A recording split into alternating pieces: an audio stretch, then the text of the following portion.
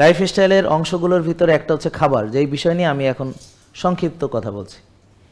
এখন আমি প্রতিটা খাবার নিয়ে বিস্তারিত আলোচনা করতে পারবো, শুধু ভাত নিয়ে সারাদিন কথা বলতে পারবো। আমি যদি ভাত নিয়ে কথা বলি কয়েকদিন লাগবে, যে কিভাবে ভাত খেতে হয়, কখন খেতে হবে, কিভাবে কোন প্রক্রিয়াতে খেতে হবে, কখন খাওয়া যাবে না, বা কোন ভাত খেতে হবে, কী ধরনের, এগুলো নিয়ে বিস্তারিত আলোচনা করলে অনেক সময় চলে যাবে।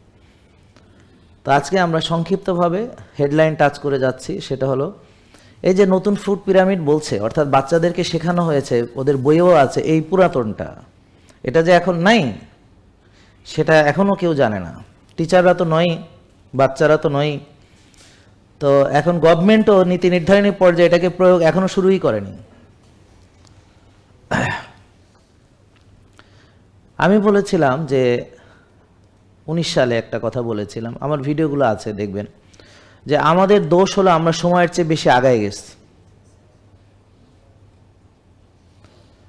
তো সবাই এই লাইনে আসতে হবে, তবে কে কতটা ক্ষতিগ্রস্ত হওয়ার পরে এটা জানতে পারবে, সেটাই হচ্ছে প্রশ্ন। বাট সবাই বুঝবে করণীয় কি, কিন্তু সেটা কতখানি ক্ষতিগ্রস্ত হওয়ার পরে সেটাই হচ্ছে জানার বিষয়। তো এখন এই যে পুরাতন ফুড পিরামিড ফলো করেছে, 6 বেলা খাবার পরামর্শ যারা দিয়েছে, সেটার ফলশ্রুতিতে বহু লোকের চোখ নষ্ট হয়েছে, বহু লোকের লিভার ক্যান্সার হয়েছে, বহু লোকের লিভার সিরোসিস হয়েছে, বহু লোকের কিডনি ট্রান্সপ্লান্ট লেগেছে, ডায়ালাইসিস লেগেছে, বহু লোকের ব্রেন স্ট্রোক করে প্যারালাইসিস হয়েছে, বহু লোকে পা হারিয়েছে, আঙ্গুল কাটতে হয়েছে, নার্ভ ড্যামেজ হয়েছে, বুঝতে পারছেন? এরকম বহু লোক তার অঙ্গ প্রত্যঙ্গ নষ্ট করে ফেলেছে, মেধা চলে গেছে, বহু লোকের ব্রেন নষ্ট হয়েছে, ভুলে যায়, মনে থাকে না, কিছু মনে রাখতে পারে না, ফোকাস করতে পারে না, মনোযোগ দিতে পারে না। বহু লোক পঙ্গুত্ব বরণ করেছে, কি তাদের এই 60 বছরের দেওয়া উল্টা পরামর্শের কারণে। তা এখন দেখেন এইটা পিরামিড এখন উল্টে গেছে। ওদিন শাহাদাত ভাই বলছে এটা নাকি লাঠিম হয়ে গেছে, তো আমি বললাম আসলেই তো লাঠিমের মতোই হয়েছে, পিরামিড এখন লাঠিম হয়েছে। তো ভালো, এটা ভালো কথা বলছে, পিরামিড এখন লাঠিম হয়েছে, মাশাআল্লাহ, কথা কিন্তু ঠিক, পিরামিড এখন কি হয়েছে, লাঠিম। কিন্তু এই হতে যে বহু লোক অলরেডি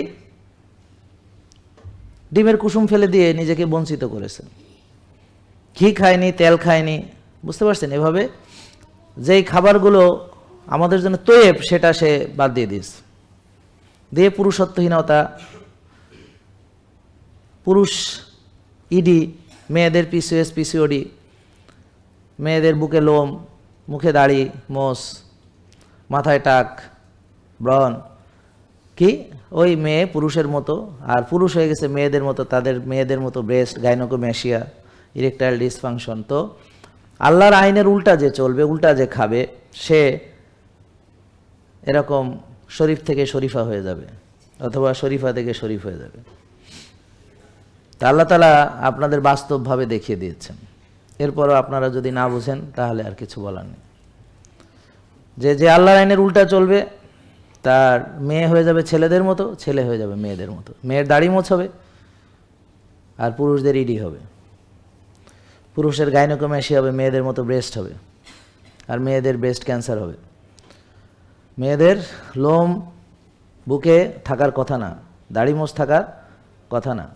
তো এই মেয়েটার মেন্স হবে না, এই মেয়েটার বাচ্চা হবে না, এই মেয়েটার পলিসিস্টিক ওভারি হবে। তো এই মেয়েটার ক্যারেক্টার পুরুষের মতো হয়ে যাবে।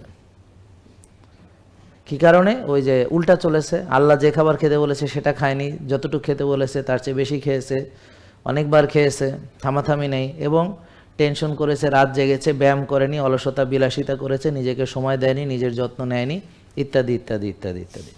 জেকে লাইফস্টাইল লিমিটেড, ওষুধ মুক্ত সুস্থ জীবন।